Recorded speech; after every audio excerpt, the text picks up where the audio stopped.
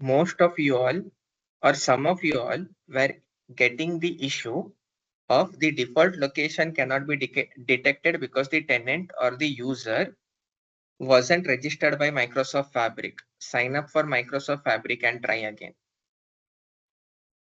Now, there are a couple of aspects for creating a Microsoft Fabric capacity.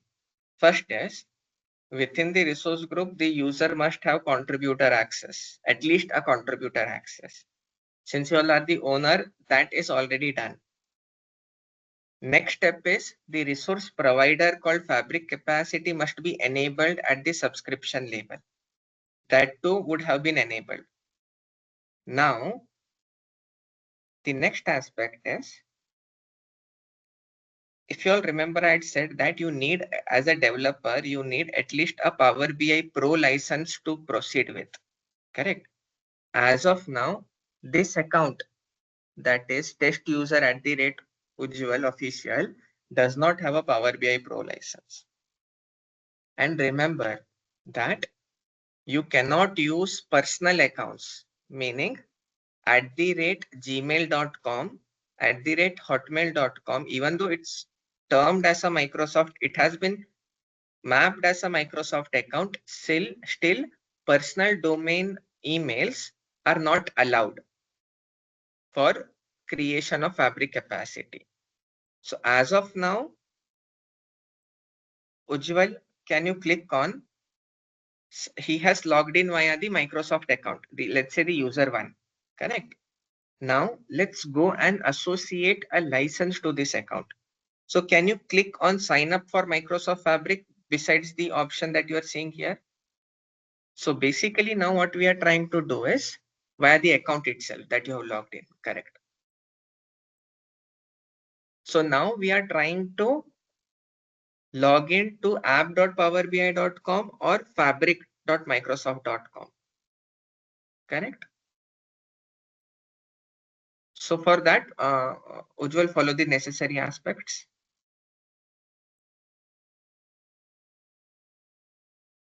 So this everyone has to do. Now provide that email, write the email address again.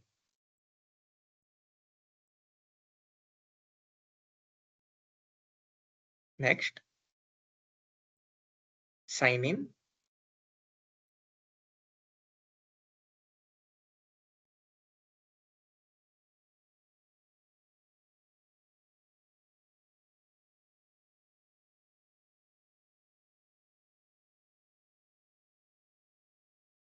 Now, any region can suffice, but which region is your tenant mapped to? Preferably select that. US would also suffice, but it's good to have a same geo if possible, correct? Provide any random job title, it's correct, okay, and provide your phone number. Now get started.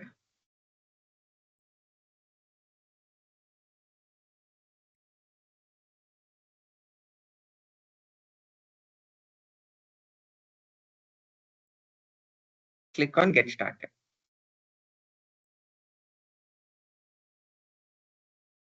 So now we were able to log into app.fabric.microsoft.com or app.powerbi.com with Fabric experience, correct? Now, parallelly, Ujjwal, can you also log into portal.azure.com?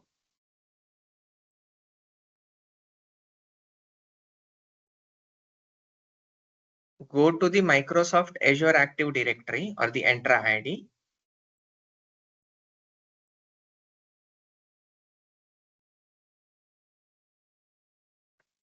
Under users, go for that corresponding username, the test user, correct? Now check the licenses. Left corner, can you see licenses? In the property section, scroll down a little, licenses, correct? Can you see a Microsoft Fabric free license got associated to this account, which was not there earlier, correct? So now go back to the capacity tab, first one, refresh this page.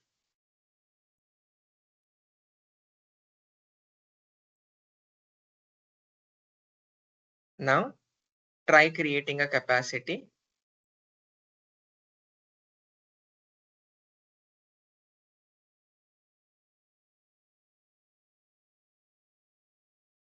Select the resource group name as well. It's a mandatory aspect.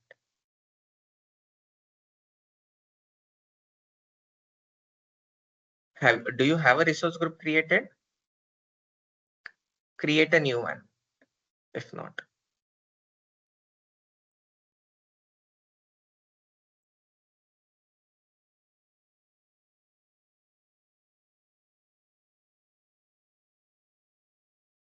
So now you all can see that once the user got the Microsoft Fabric,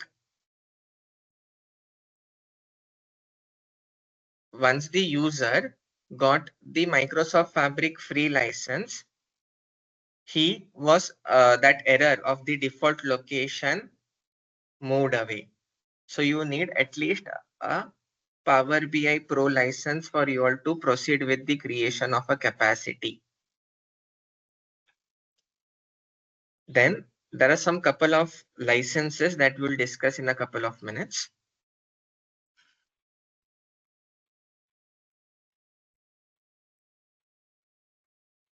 It should all be lower letters only, correct? So now scroll down and click on review and create and make it F2, correct? Review and create. Create it. So that error that was coming with respect to location got removed once the user got the Microsoft Fabric license. So first step is you all have to log in via your user account to app.powerbi.com or app.fabric.microsoft.com. That should resolve the region issue that you all are facing while creating the Fabric capacity.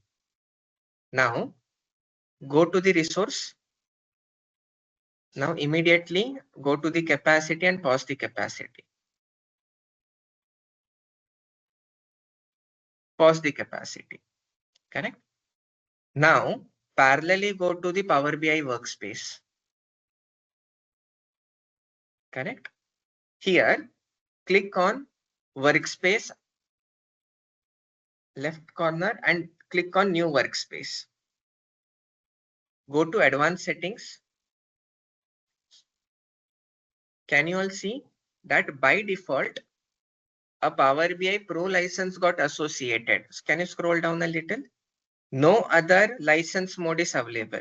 Reason is the user has a Power BI Pro license since he activated the Pro license. And since the Fabric capacity that the user created is in pause state, Pro is the maximum license mode that is available as of now. Correct? Scroll up, which one? Provide a workspace name as Pro Workspace.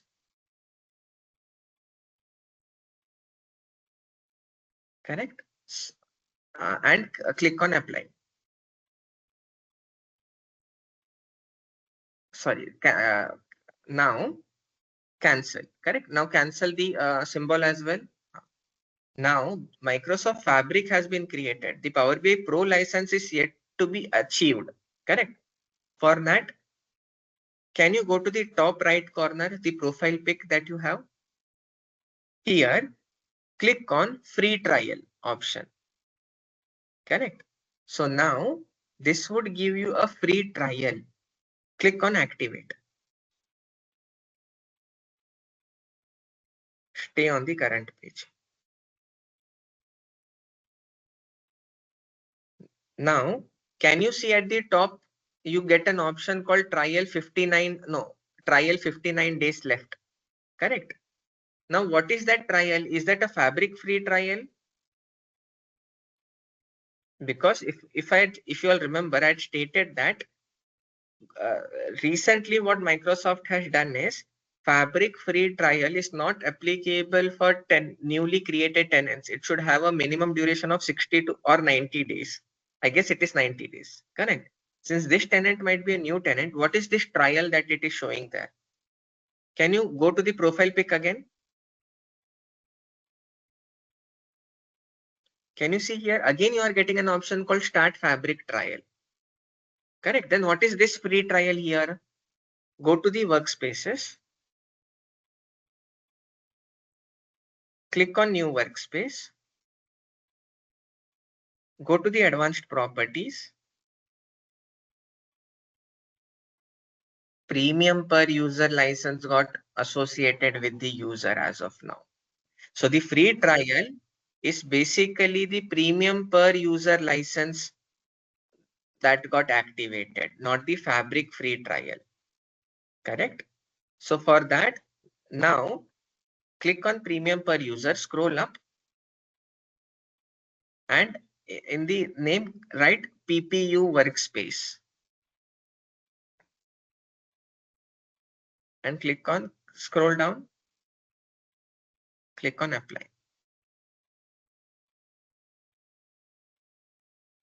Correct? Click on got it. So now go back to the workspaces.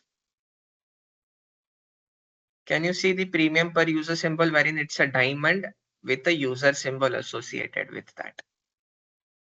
So now we were able to activate the premium per user license.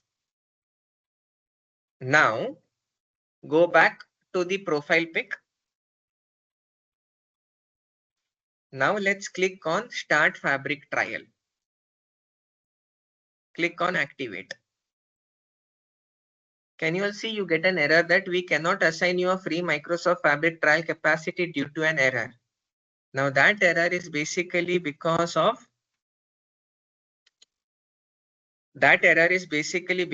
as I said, that Fabric free trial won't be associated with capacities, with tenants that are less than 90 days old. So let me take over the screen.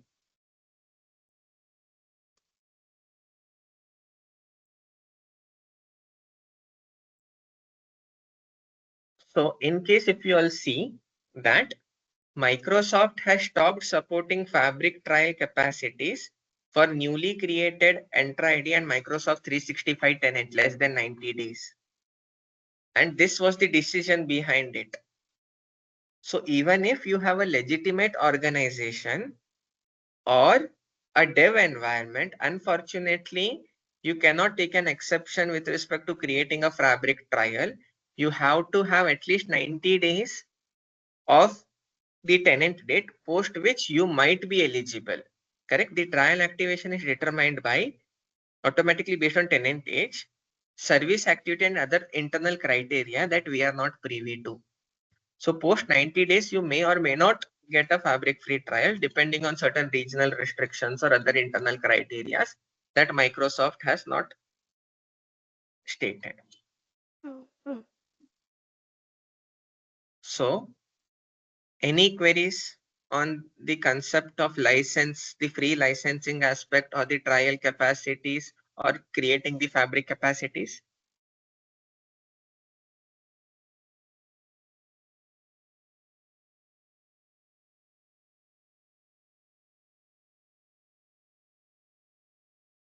Okay. If no, then let's proceed ahead. Now, so we covered everything with respect to the Fabric capacity and Azure DevOps integration. Now in Azure DevOps, again, the hierarchical aspect is with respect to there is an organization. Within an organization, there can be multiple projects. Within one project, there can be multiple repositories. Within one repository, there can be multiple branches. Now, within the branch, you can associate a corresponding folder for the same. So, we had seen that you can integrate a DevOps, Azure DevOps, only to the workspaces that have a premium capacity.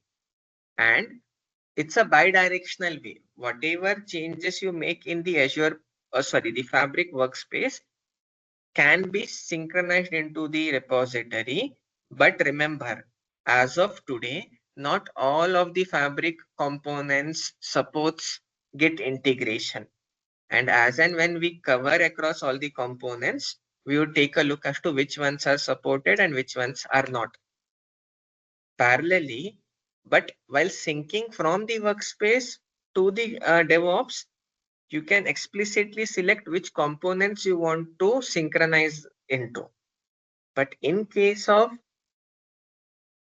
the reverse sync, that is making changes at the code level in the Azure DevOps and syncing it back into the Fabric workspace, there unfortunately there is no selection. All the changes needs to get synced into the corresponding workspace aspect.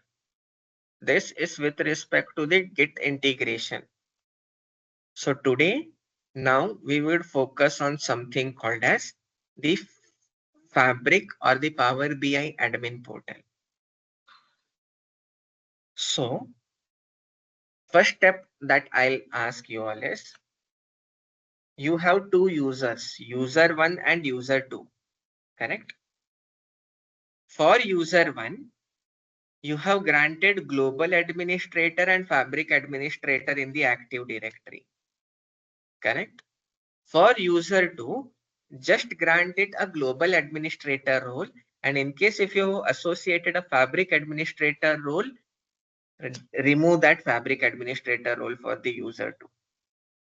Whenever I am discussing now with respect to the user, remember I am talking with respect to the two new user, the Microsoft accounts that we had created in the Active Directory itself, correct?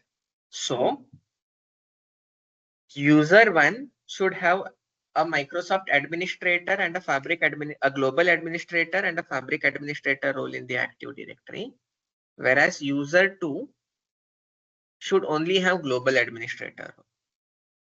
Log into app.powerbi.com via both the users and activate the Power BI PPU license for both.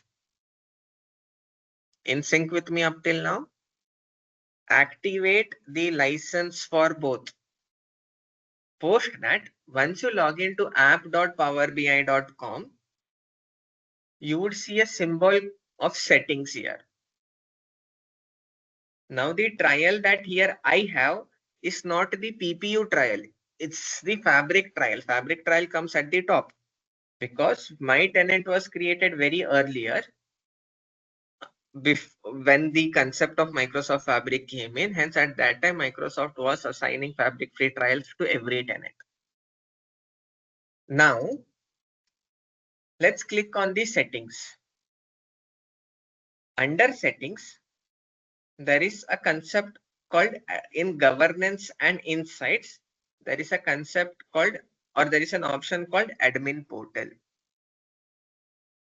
So if you click on the admin portal, since in case if you all have the Fabric administrator aspect, then you would be able to see all these settings. But a user who does not have Fabric administrator settings, the Fabric administrator role, won't be able to see all the components here. So before tomorrow's call, I would suggest you all to take a look at two aspects. Create have two users. User 1 have Fabric administrator, user 2 does not have Fabric administrator. Get a free license for both the accounts logging into app.powerbi.com and try to log into Fabric admin portal via both the accounts. You would see that the account that has admin role would be able to see all the components, and the account without the Fabric administrator role would be able to see only one or two of the settings, and that would be read only for them. It would be majorly with respect to the capacity aspects. Now, what does this admin portal imply here? Correct. So let's go from the initial aspect, the tenant setting. Now, an organization, when I say organization, it is the company, not the Azure DevOps organization. Correct. Azure DevOps is now done. Going forward, whenever I say organization, it would be with respect to the company or a user. Now, an organization or a user would have one tenant. Now, within that tenant, there would be multiple users who would be leveraging the Power BI or Fabric aspects. Correct? But as an organization, I want to have some restrictions. See, Microsoft Fabric is not a complete tool as of today. When I say not a complete tool, daily it's evolving. Every week, in some or the other aspect, Microsoft is releasing some updates or new features or functionalities. Correct?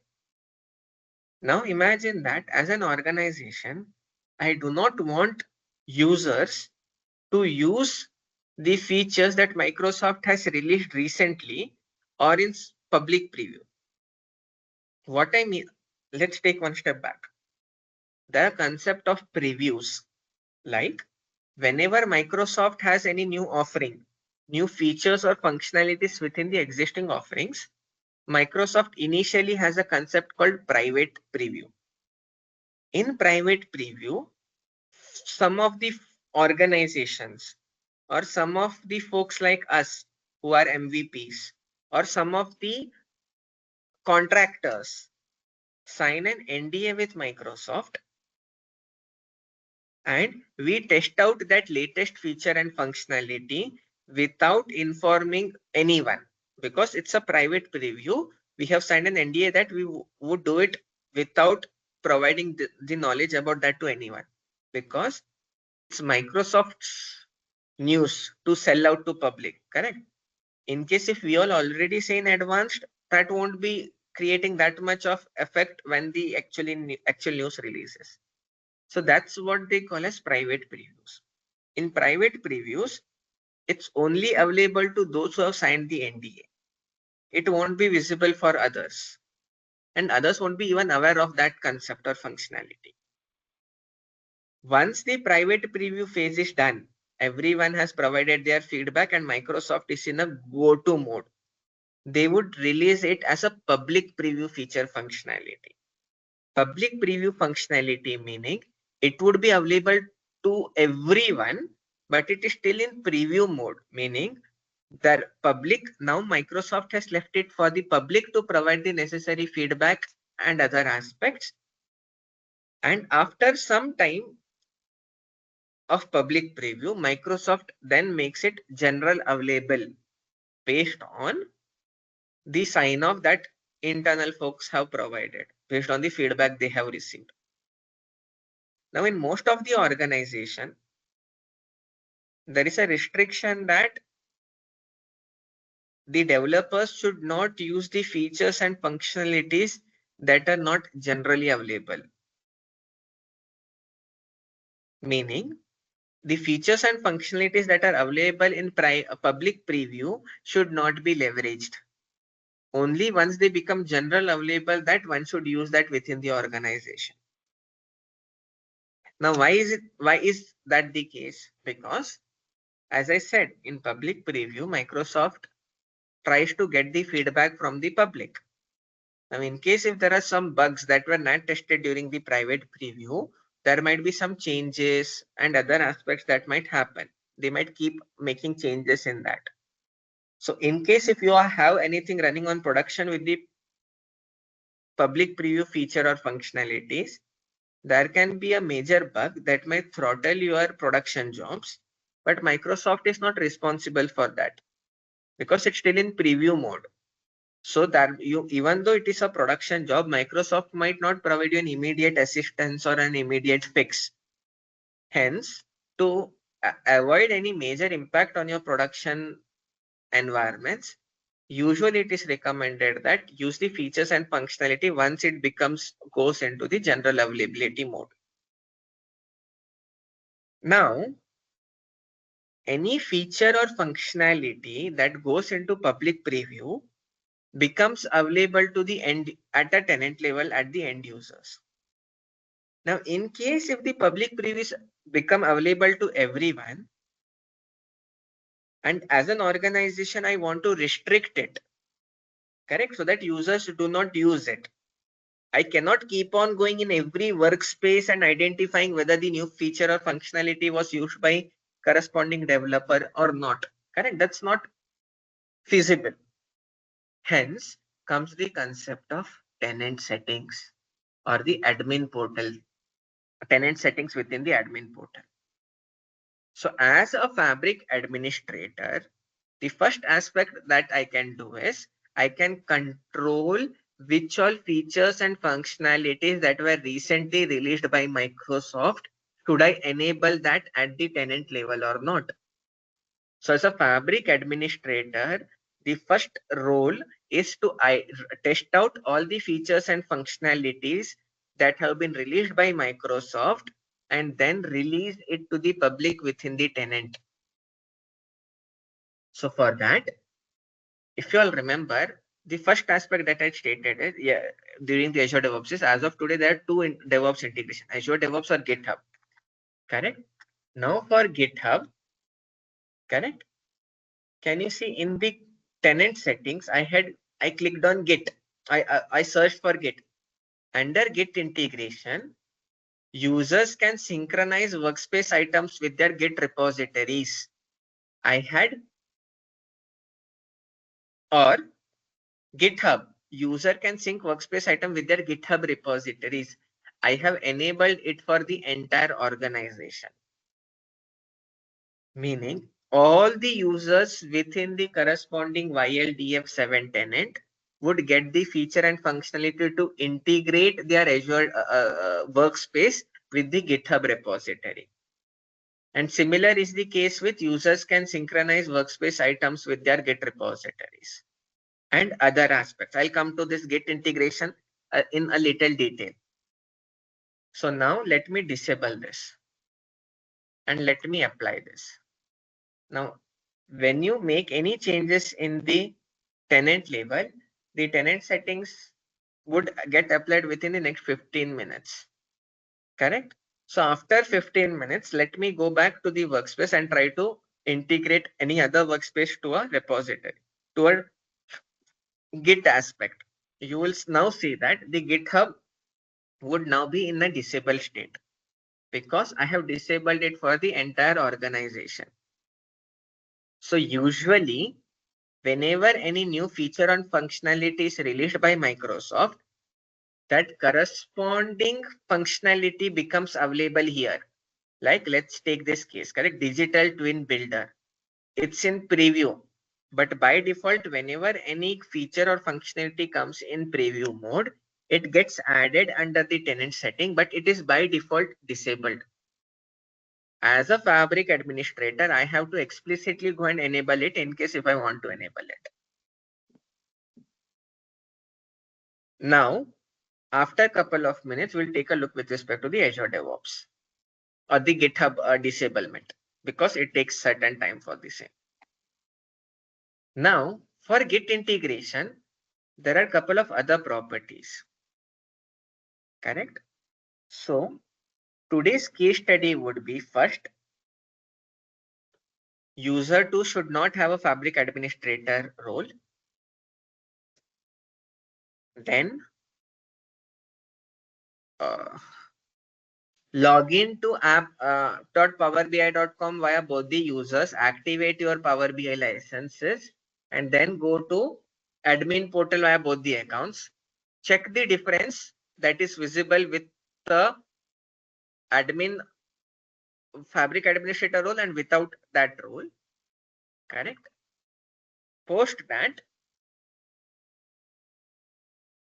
create a Fabric capacity, create a workspace, and try to integrate that workspace with your Azure DevOps.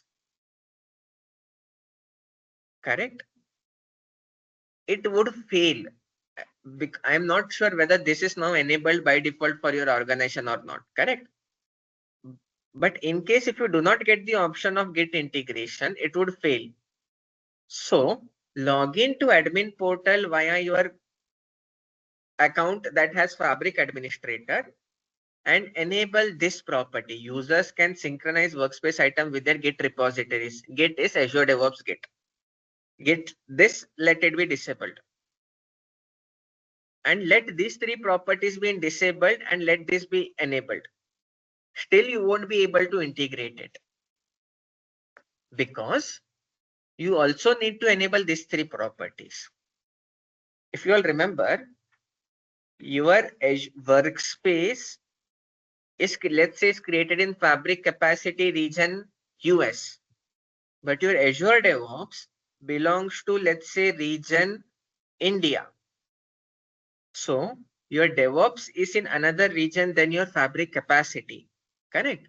So it's in other geographical location. So in case if this property is disabled, it states that you cannot export items from your Fabric into the Git repositories that are in other geographical locations. But we do want across any location, correct? Since it's the code aspect that we are trying to synchronize here. So post that first time failure, try to enable both these properties. Then and then only you would be able to integrate or synchronize your Fabric workspace with the corresponding Azure DevOps repository. So in Git integration, since yesterday we had not covered the Fabric admin portal aspect, it was not possible for me to explain this. Since now you all are understanding what the admin portal is, enable these three properties. Post that only you all would be able to synchronize your changes. But before enabling that, try to create a workspace capacity so that you would get a failure, and create a document for yourself as a learning path, so that when you want try to recollect, you all would be able to remember based on the documentation that you will create for yourself. Now let me check whether this has been disabled or not. Correct. Let me go to, let's say, my DP700 demo workspace. Workspace settings. Okay, there's already a workspace integrated. Workspace settings. Under Git integration, you all can see that now the GitHub aspect is in disabled state, grayed out mode, because I have disabled. Okay, I had disabled the GitHub property at the workspace level. Sorry, at the tenant setting level. So now in case if I want to enable this, I'll enable this. Now, while enabling, correct, let's discuss the next step. Now, while enabling something, correct, is there a need? Let's say that I do not want to enable it for my entire organization. See, as a Fabric administrator, I too have to test out that feature and functionality before releasing it to the entire tenant, correct? But imagine that I too have to test out that feature, correct? For me to test out that feature, I do have to enable it at the tenant. So while enabling at the tenant, there are two options. You can either enable it at the entire organization level, meaning all the users within the organization would be able to use that feature or functionality, or only a specific set of folks can use that functionality. So for that, you have an option called specify the specific security groups. Now I hope you all understand why I told you all to create these security groups. Correct? It is because certain to add or provide certain privileges, you cannot add individual usernames in certain locations. Like here, you do need a group. Correct? So now let me go to my Active Directory. Under groups, under all groups, identify one of the security groups. So the security group is DataSharks ADF. Correct? So now I can enable it only to that specific security group, that is DataSharks ADF. What does this mean? Only the members, I have enabled this property within the tenant only to the members who are part of this DataSharks ADF security group. So the members who are part of that group, when they log into app.powerbi.com or app.fabric.microsoft.com, only they would be able to see that feature in their workspaces. Others use and make changes regarding that feature and functionality in the workspaces. Others within the tenant won't be able to make use of that feature or functionality. Now, here it is mentioned security group. Can I add a Microsoft 365 group? Any guess? Where in the in this Here, here? correct. No, I don't think so.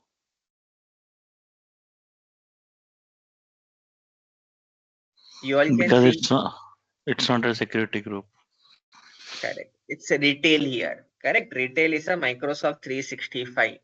You cannot use invalid or duplicate emails because retail is a C365 group and only security groups are supported.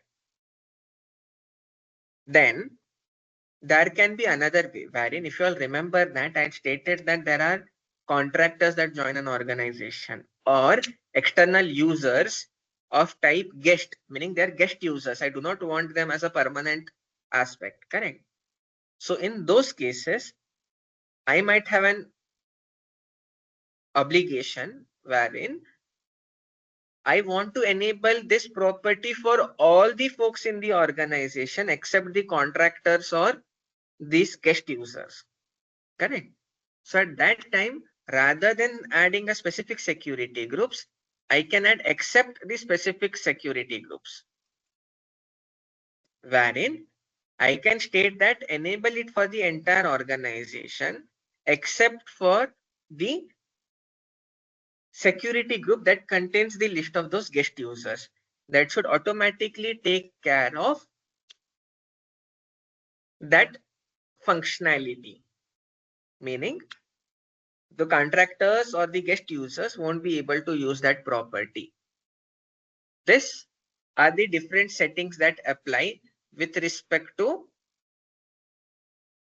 the enablement, etc. So for now, let me enable this back. I'll come to these aspects later.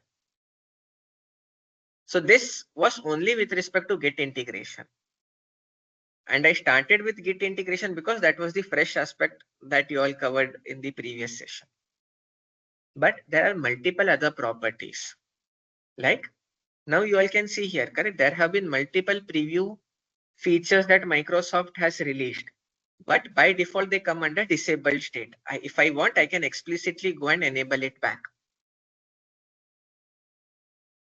Now, one of the core requirement for you all to create any, if you all remember, in the workspace yesterday, I had created something called as lakehouse, warehouse, or data pipelines. Now, those are what we call as fabric items. Remember the concept of fabric items. Power BI was the first SaaS data analytics product that Microsoft released, correct? And with Power BI Pro license, you can create any Power BI report, but you cannot create fabric items. Fabric items are like other new integration aspect that Microsoft has provided in the SaaS version, like the database, data pipelines, warehouse, etc. And those aspects will cover when we actually deep dive into Microsoft Fabric. So this is a very critical property at a tenant level that users can create fabric items. Imagine that there are certain developers who are only in the organization for creating Power BI reports. They should not have any access or permission to create fabric objects like databases, etc. So in that case, this property is a crucial property, wherein this property states that unless you enable this property, even if you are a fabric administrator, even if you have created a fabric capacity wherein you are the admin, you won't be able to, if this property is disabled, you won't be able to create any fabric items because at the tenant level that is disabled. Even the fabric items that are in general availability, you won't be able to create. So First step for you all is, once you do all the Git integration, etc., now your workspace is empty, correct? You all to test out that Git integration feature and functionality similar to how I had created a warehouse and a lakehouse. So for that, in order for you all to create that, try creating a Fabric warehouse or a lakehouse first.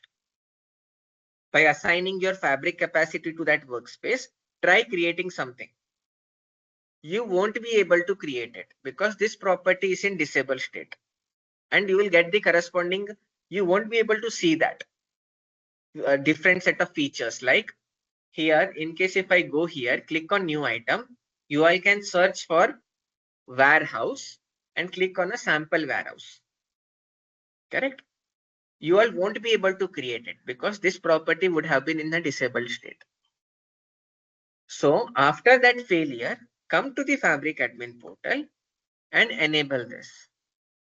Now when you enable this, you are enabling it for the entire organization, or you can enable it for the specific security groups. That it's up to you.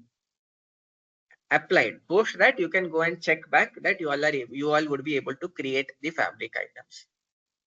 So this is a very critical property at the admin portal level under tenant settings, in order for you all to govern who all within your organization are authorized to create any Fabric items. In case if this property is disabled, anyone can create Power BI reports, but they won't be able to create Fabric items as long as the users have a proper license for them to create Power BI reports. So this is the first critical feature and functionalities. Now, I won't deep dive into all the features and functionalities. Will only come as and when we go across those offerings, like the one I covered with respect to Git integration. But there is another major setting that is needed, that is with respect to the API. If you all remember, I had stated that, okay.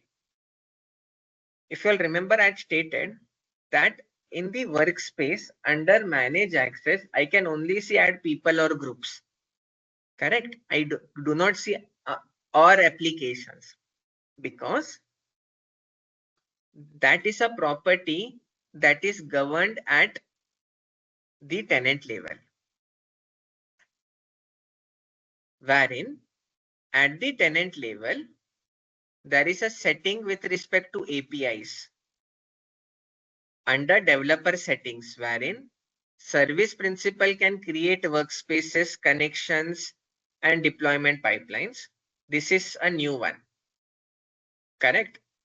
But service principal can call Fabric public APIs. These properties with respect to the API.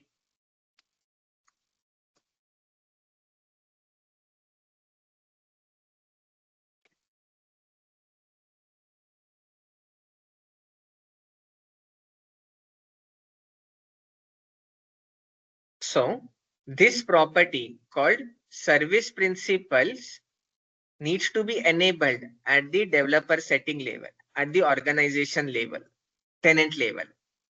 So once these are enabled, then only you would be able to add the corresponding apps within the workspace. So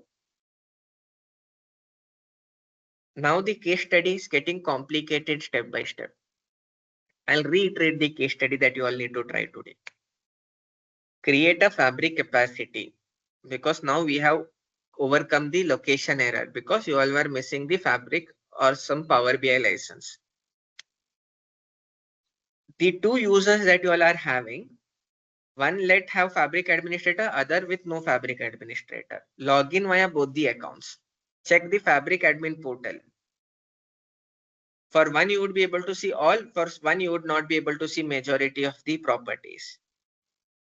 Then go and create the Fabric capacity, resume the Fabric capacity, and then try to create a workspace with associated to that Fabric capacity via user one. Correct? Then try to do Git integration to the Azure DevOps, because you all have already created the Azure DevOps as a part of yesterday's case study. try to integrate that. You would get an error. Then go and enable the Git integration properties in the admin portal via user one, because user one is a Fabric administrator. Post that, come back after 15 minutes and try to integrate it. First step successful. Then try to add a service principal or the app that you all had registered as a member within this workspace. You would get an error. Post that, enable the service principal properties within the corresponding admin portal. And then after 15 minutes, come and add it back. But do add it prior to enabling that. So you all would remember the error and that would help you understand the flow much more better. Post that, try to create a sample warehouse within that workspace. You would get an error. So for that, you all need to go to the users can create the Fabric items with respect to that property. Post that, you all can create a sample warehouse. Once you create a sample warehouse, synchronize the changes from the workspace back to the DevOps, and then turn off the Fabric capacity. So any queries on the case study or the properties that we discussed up till now? Just one question. Turn off the Fabric capacity from The portal.azure.com, because the Okay. capacity was created in, if Yeah, you yeah. do turn off, then sorry, you'll have to create a new subscription, because within 1 days it would choke up half of your credits. Okay. Any queries? And then to create the workspace, we need to resume the capacity, Fabric capacity, right? Even Correct. You can create a workspace via the PPU license that you do get, correct? But here you need a premium capacity for you to integrate the workspace and create Fabric items, correct? So for that, you need to resume the Fabric capacity and then create the workspace. Then try to integrate it to the DevOps. It would fail. Enable the property. Then try to grant a service principal access on the workspace. That would fail. Enable the property. Then try to create a sample warehouse. It would fail. Enable the user property. Then synchronize, after creating the sample warehouse, synchronize the changes into the DevOps repository and then pause the Fabric capacity from the Azure portal. I'll provide that in email as well, but just an explanation of the flow as to why we are doing that. So any queries up till now on the concept of the admin portal tenant settings? Why tenant settings is critical and how critical the role of the Fabric administrator within the organization is. It's not just a title, a simple title. It's a very critical role wherein the Fabric administrator is responsible of enabling these properties, but to test out these properties before it releases it to the public, so that the users do not misuse or there is no vulnerability, etc. As an organization. So it's one of the critical role. So in today's world, you would see that for the users who have more than 8 years of experience, you would see job offerings like Fabric administrator role. It's a separate role in itself across other organizations. And recently I had seen a role for Zomato in Bangalore.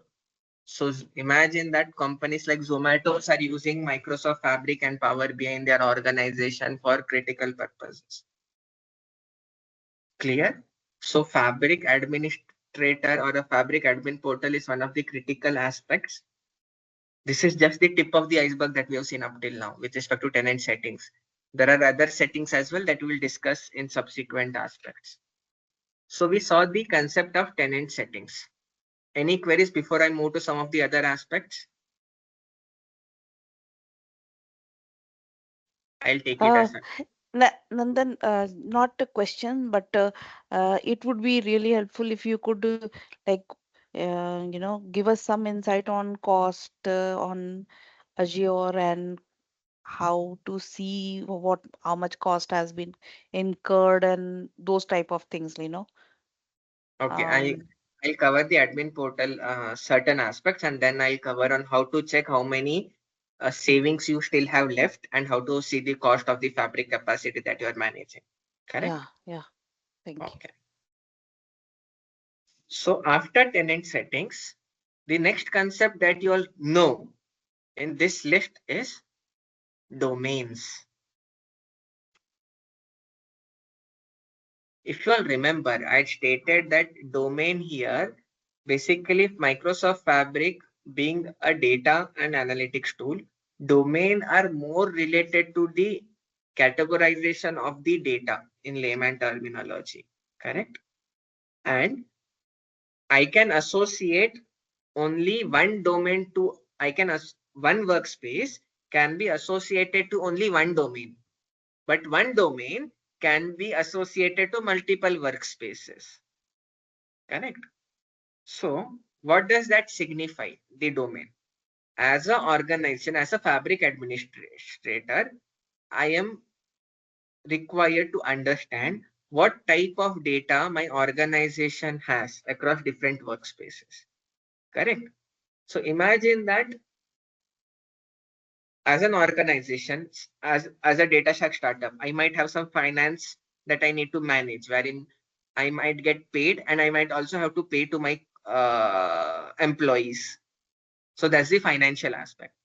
I might have to manage some HR data, like the people data. I might have to when users do reach out to me via forms, correct? I do have to preserve their details so that I can contact them back. Those are HR data. Now, those are sensitive data because that does contain PII data. Correct? I do not want my employees to misuse the personal details of the folks who are registering for my boot camps. Correct. So I want to restrict it to only high privileged roles within employees within my organization.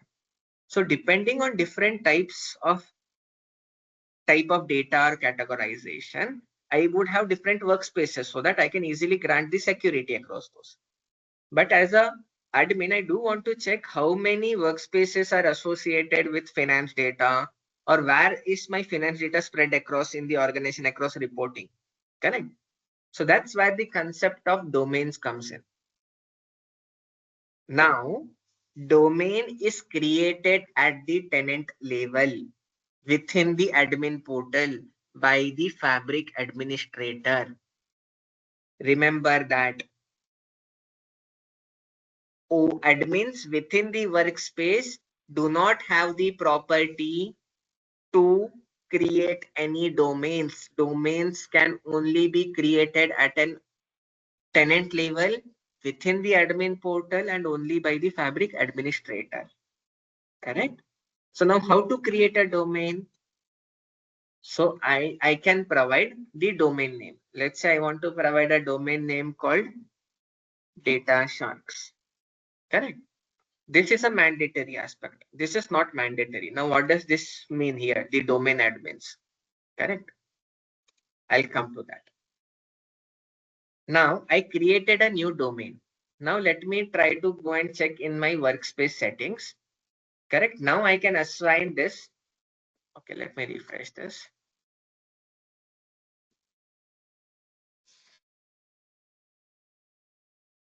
Under workspace settings,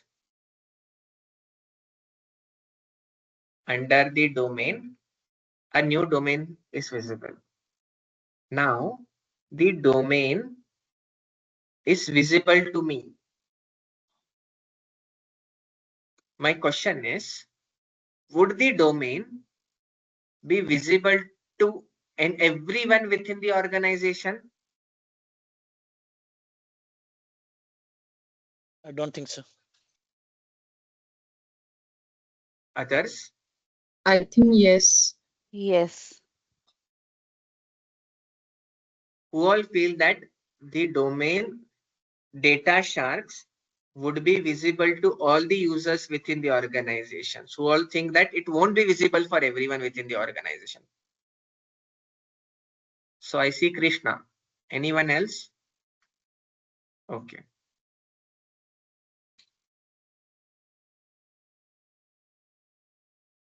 No. The domain that I created would be visible to everyone within the organization. It is because, as I said, I cannot keep on controlling who would create what workspace, correct? So everyone would have a domain.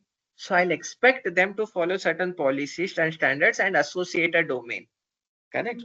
Because new user would get added, he or she would create a new workspace within the tenant. So I can't keep on adding individual users explicitly every time, correct? So the domains that we create at the tenant level within the admin portal would be visible to all the users within the organization. Then what does this admin here mean? Basically, while creating the domain, I got an option, correct? Domain admins. So domain admins can change domain settings and add or remove the workspaces that are associated with that corresponding domain. What it means by that, correct? Now, one who has created the domain, meaning the administrator, is by default the owner. But imagine that within every organization, there would be a corresponding domain lead, correct? Meaning, let's say I created an HR domain for HR data. Within the organization, there would be the HR CXO, correct? Chief People Employee Officer or Chief HR Officer, correct? He or she is the peak of the employee data. Or let's say for finance, I would have the Chief Financial Officer at an organization, correct? So I can make that corresponding financial officer a co-admin within this domain name. How to do that? So under settings,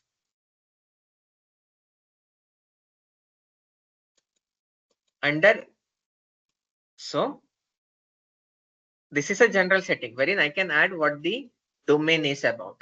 I can add an image, correct? Like for finance, I can add some image. Then admins, I can add the chief financial officer or some of the other executives who would act as the co-admins for this domain. Then domain contributor. This is where that property comes in. Correct? I asked you all, correct? Whether the domain that I created now is visible, would be visible to everyone within the organization.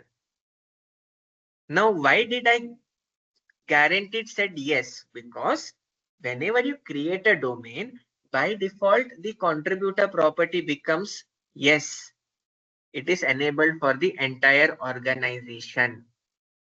Now, why would it be default enabled for the entire organization? Because as I said, correct, anyone within the organization who has a Power BI license would have the property to create a new workspace. So in case if anyone is creating new workspace, it would be good if he or she associates that workspace with a domain for a better governance aspect, correct? So for that, it is enabled at the entire organization level. But I can explicitly make that this domain name be only applicable for only specific users or security groups. What this would do is, let's say that I have a domain called CXO. Only the chief executive officers, only the workspaces that are created only for the chief executive officers, correct, should have this custom domain name, correct? No one else in the organization should even be aware regarding this concept. So for that, I can create a domain called CXO. I can enable it for only specific users or security groups. Or I can enable it for tenant and domain admins only, the admins whom I make it. So that the CXO, I'll whitelist the CA. I'll add the CXO security while providing the admins here. So this is the concept of who all would be able to see the domain that is getting created at the admin portal within the workspaces. So now let me reframe my answer. The domain that is created in the admin portal by default gets enabled for the entire tenant until and unless I explicitly go and update this contributors property. This is the correct aspect. Any queries? So Nandan, our user 1 and 2 both have Fabric admin access. We have assigned Fabric admin access, so both user can update these settings, correct? Yes, because anyone who has a Fabric admin would be able to access the admin portal. Hence, I stated that in today's case study, revoke the Fabric administrator from user 2. User 1 should have Fabric administrator and user 2 should not have, and try to log in from both the accounts. You would see that user 1 would get all these properties. For user 2, there won't be an option called domains when he or she goes into the admin portal aspect. Clear? Yeah, Nandan. Now, what does the default domain here mean? So, this concept here states that whenever a user whose name or the security, the members within that security group, correct, create a workspace, by default, it would assign that workspace to that domain. Meaning, when you add people to this list, they are new and old workspaces. See, they might have created old workspaces, correct? Would be automatically assigned to the domain. And it also makes them domain contributors, meaning automatically they would be a domain contributor. So now, another case study to add is, you all created a workspace, correct? Do not pause the Fabric capacity now. Once you created the workspace, go to the admin portal.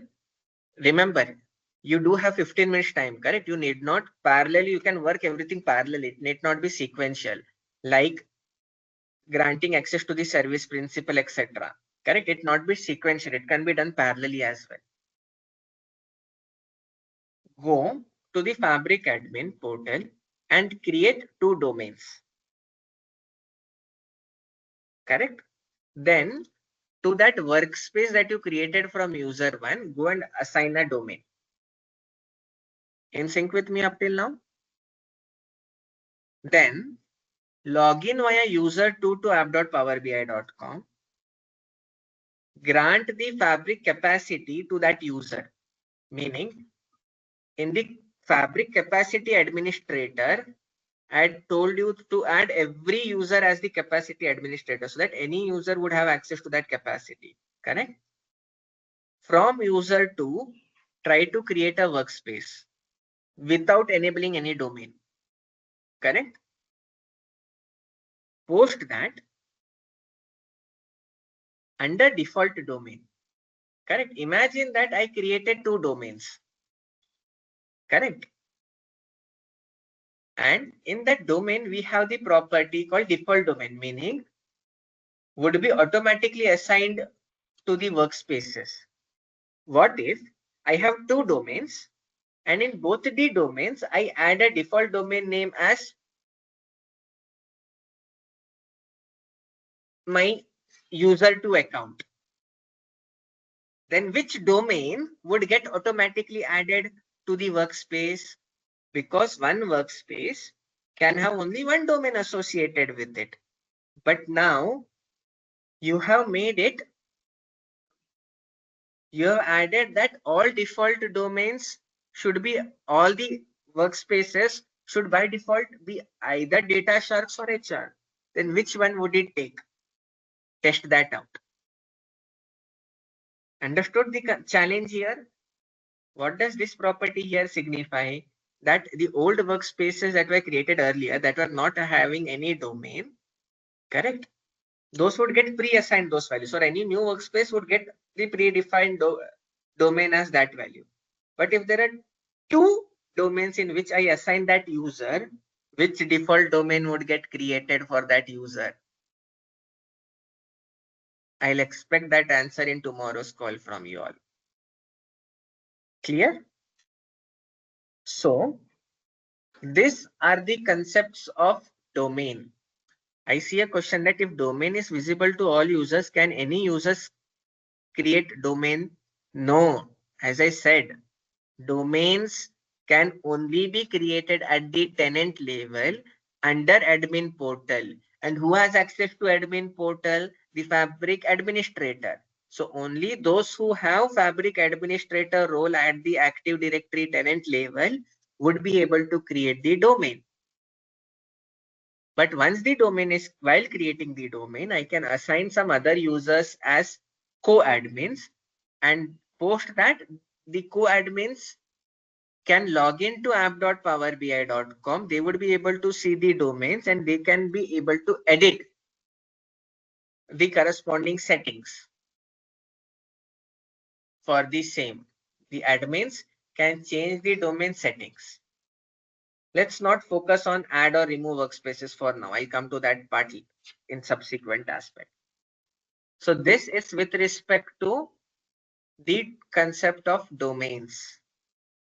Now, once you created a domain, click on that domain name. This would provide you the list of all the workspaces that are already associated to that domain. Now, the domain admins or the co-admins can select the workspace and unassign that workspace from that domain, or can assign other workspaces to that domain. That's the role and responsibility of the admin or the domain admin or the domain co-admin. Or of course, it's the domain setting that is the same page. Now I can create subdomains. So within data finance, I want tax as my subdomain. Correct? So then a subdomain gets associated to that. So let me refresh this.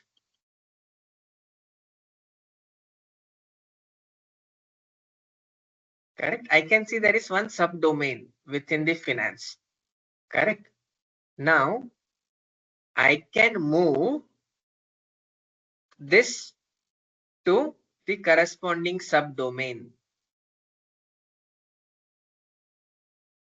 So the Fabric trial workspace is part of the subdomain, that is tax. But now let me go to the Fabric trial workspace.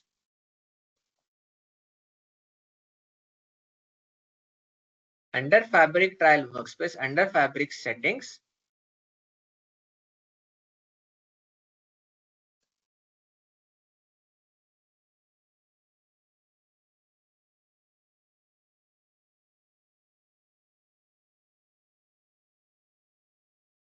I can see the domain as tax,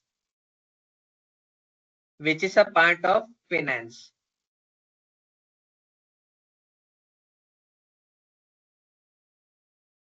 So subdomain is tax now. I have a question, difference between domain admin and Fabric admin. Domain is just a property within the entire administrator aspects. So it's like admin is the one who is managing the entire admin portal, all the properties, including tenant settings and other aspects. Domain is just a subset of the administrator aspect. Whereas domain admin has only access, administrator access on the domain, nothing other than that. Domain admin is a subset of the entire admin portal. Any queries?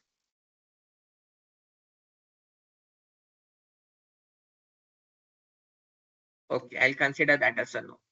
Correct. So now I'm able to see the subdomain as well while creating it. And I can even associate the subdomain depending on the same concept, whether it's visible or not. So this is the concept of domains.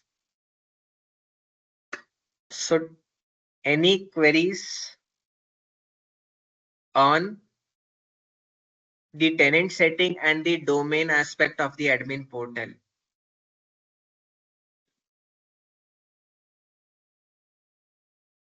I'll take it as a no. Nandan, I just